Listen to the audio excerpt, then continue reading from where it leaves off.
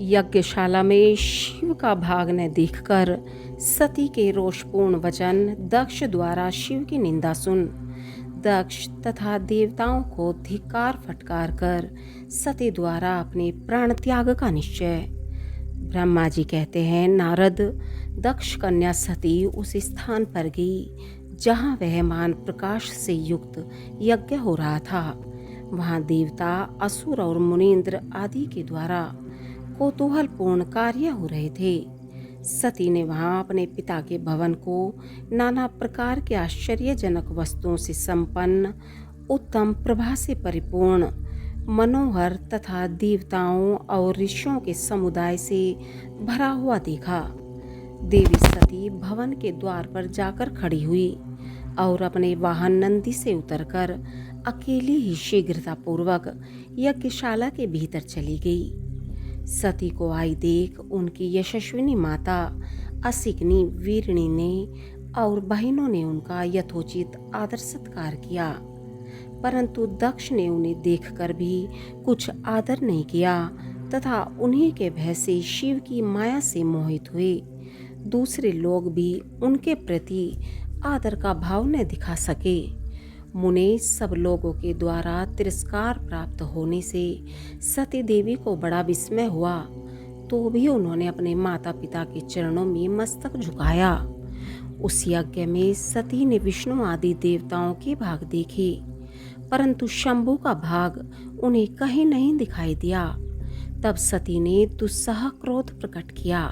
वे अपमानित होने पर भी रोष से भरकर सब लोगों की ओर क्रूर दृष्टि से देखती और दक्ष को जलाती हुई सी बोली। सती ने कहा, प्रजापति, आपने परम मंगलकारी भगवान शिव को इस यज्ञ में क्यों नहीं बुलाया, जिनके द्वारा यह संपूर्ण चराचर जगत पवित्र होता है, जो स्वयं ही यज्ञ वेताओं में श्रेष्ठ, यज्ञ के अंग, यज्ञ की दक्षिणा और यज्ञकर्ता यजमान हैं। उन भगवान शिव के बिना यज्ञ की सिद्धि कैसे हो सकती है।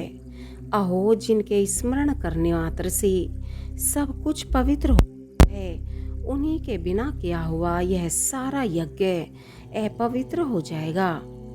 द्रव्य, मंत्र आदि, हव्य और कव्य, ये सब जिनके स्वरूप हैं, उन्हीं भगवान शिव के बिना इस यज्ञ का आरंभ कैसे किया गया। क्या आपने भगवान शिव को सामान्य देवता समझकर उनका आदर किया है? आज आपकी बुद्धि भ्रष्ट हो गई है, इसलिए आप पिता होकर भी मुझे अधम जच रहे हैं। अरे, ये विष्णु और ब्रह्मा आदि देवता तथा मुनि अपने प्रभु भगवान शिव के आए बिना इस यज्ञ में कैसे चले आए?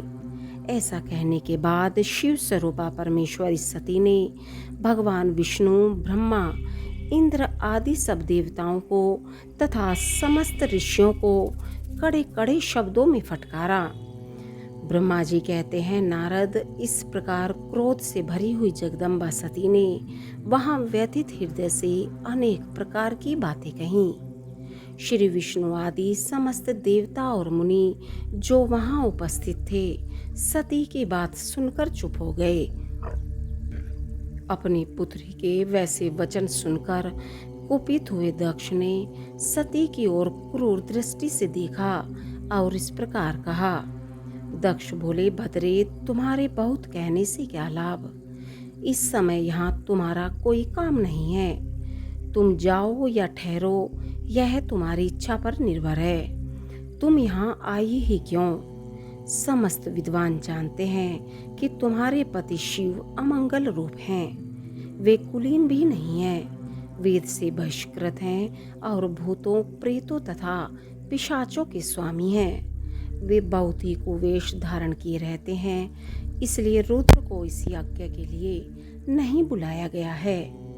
बेटी, मैं रुद्र को अच्छी तरह जानता हूँ, अतः जानबूझकर ही मैंने देव ऋषियों की सभा में उनको आमंत्रित नहीं किया है। रुद्र को शास्त्र के अर्थ का ज्ञान नहीं है, वे उद्दंड और दुरात्मा हैं। मुझ मूढ़ पापी ने ब्रह्मा जी के कहने से उनके साथ तुम्हारा विवाह कर दिया था। अतः शुचिस्मते, तुम क्रोध छोड़कर स्वस्थ हो जाओ। इस यज्ञ में तुम आई ही गई हो, तो स्वयं अपना भाग ग्रहण करो। दक्ष के ऐसा कहने पर उनकी त्रिभुवन पूजिता पुत्री सती ने शिव की निंदा करने वाले अपने पिता की ओर जब दृष्टिपात किया, तब उनका रोष और भी बढ़ गया। वे मन ही मन सोचने लगी कि अब मैं शंकर जी के पास कैसे जाऊंगी। यदि शंकर जी के दर्शन की इच्छा से वहां गई और उन्होंने यहाँ का समाचार पूछा, तो मैं क्या उत्तर दूंगी। तदंतर तीनों लोकों की जननी सती रोषावेश से युक्त हो लंबी सांस खींचती हुई अपने दुष्ट हृदय पिता दक्ष से बोली। सती ने कहा, जो महादेव जी की निंदा करता है अथवा जो उनकी होती हुई निंदा को सुनता है, वे दोनों तब तक नरक में पड़े रहते हैं जब तक चंद्रमा और सूर्य विद्यमान हैं। अतः तात मैं अपने इस शरीर को त्याग दूंगी, जलती आग में प्रवेश कर जाऊंगी। अपने स्वामी का अनादर सुनकर अब मुझे अपने इस जीवन की रक्षा से क्या प्रयोजन। यदि कोई समर्थ हो तो वह स्वयं विशेष यत्न करके शंभु की निंदा करने वाले पुरुष की जीभ को बलपूर्वक काट डाले, तभी वह शिव निंदा श्रवण के पाप से शुद्ध हो सकता है। इसमें संशय नहीं है। यदि कुछ कर सकने में असमर्थ हो तो बुद्धिमान पुरुष को चाहिए कि वह दोनों कान बंद करके वहां से निकल जाए। इससे वह शुद्ध रहता है, दोष का भागी नहीं होता, ऐसा श्रेष्ठ विद्वान कहते हैं। इस प्रकार धर्म नीति बताने पर सती को अपने आने के कारण बड़ा पश्चाताप हुआ। उन्होंने व्यथित चित्त से भगवान शंकर के वचन का स्मरण किया। फिर सती अत्यंत कुपित हो दक्ष से, उन विष्णुवादी समस्त देवताओं से तथा मुनियों से भी निडर होकर बोली। सती ने कहा, तात तुम भगवान शंकर के निंदक हो, इसके लिए तुम्हें पश्चाताप होगा। यहाँ महान दुख भोग कर अंत में तुम्हें यातना भोगनी पड़ेगी। इस लोक में जिनके लिए न कोई प्रिय है न अप्रिय है, उन निर्वर परमात्मा शिव के प्रतिकूल तुम्हारे सिवा दूसरा कौन चल सकता है। जो दुष्ट है लोग हैं, वे सदा ईर्ष्यापूर्वक यदि महापुरुषों की निंदा करें तो उनके लिए यह कोई आश्चर्य की बात नहीं है। परंतु जो महात्माओं के चरणों की रज से अपने अज्ञान अंधकार को दूर कर चुके हैं, उन्हें महापुरुषों की निंदा शोभा नहीं देती। जिनका शिव यह 2 अक्षरों का नाम कभी बातचीत के प्रसंग से मनुष्यों की वाणी द्वारा एक बार भी उच्चारित हो जाए, तो वह संपूर्ण पाप राशि को शीघ्र ही नष्ट कर देता है। उन्हीं पवित्र कीर्ति वाले निर्मल शिव से तुम द्वेष करते हो। आश्चर्य है, वास्तव में तुम अशिव रूप हो। महापुरुषों के मन रूपी मधुकर ब्रह्मानंदमय रस का पान करने की इच्छा से जिनके सर्वार्थदायक चरण कमलों का निरंतर सेवन किया करते हैं, उन्हीं से तुम मूर्खतावश द्रोह करते हो। जिन्हें तुम नाम से शिव और काम से अशिव बताते हो, उन्हें क्या तुम्हारे सिवा दूसरे विद्वान नहीं जानते। ब्रह्मा आदि देवता, सनक आदि मुनि तथा अन्य ज्ञानी क्या उनके स्वरूप को नहीं समझते। उदार बुद्धि भगवान शिव जटा फैलाए, कपाल धारण किए शमशान में भूतों के साथ प्रसन्नता पूर्वक रहते तथा भस्म एवं नरमुंडों की माला धारण करते हैं। इस बात को जानकर भी जो मुनि और देवता उनके चरणों से गिरे हुए निर्माल्य को बड़े आदर के साथ अपने मस्तक पर चढ़ाते हैं, इसका क्या कारण है। यही कि वे भगवान शिव ही साक्षात परमेश्वर हैं। प्रवृत्ति यज्ञ यागादि और निवृत्ति शम दम आदि 2 प्रकार के कर्म बताए गए हैं। मनीषी पुरुषों को उनका विचार करना चाहिए। वेद में विवेचन पूर्वक उनके रागी और विरागी 2 प्रकार के अलग अलग अधिकारी बताए गए हैं। परस्पर विरोधी होने के कारण उक्त दोनों प्रकार के कर्मों का एक साथ एक ही कर्ता के द्वारा आचरण नहीं किया जा सकता। भगवान शंकर तो परब्रह्म परमात्मा हैं। उनमें इन दोनों ही प्रकार के कर्मों का प्रवेश नहीं है। उन्हें कोई कर्म प्राप्त नहीं होता। उन्हें किसी भी प्रकार के कर्म करने की आवश्यकता नहीं है।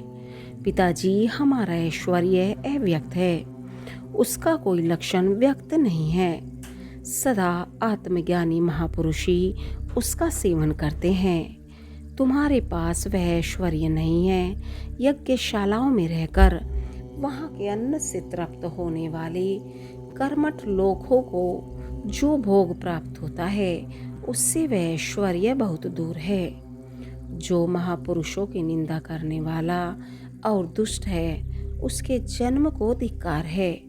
विद्वान पुरुष को चाहिए कि उसके संबंध को विशेष रूप से प्रयत्न करके त्याग दे।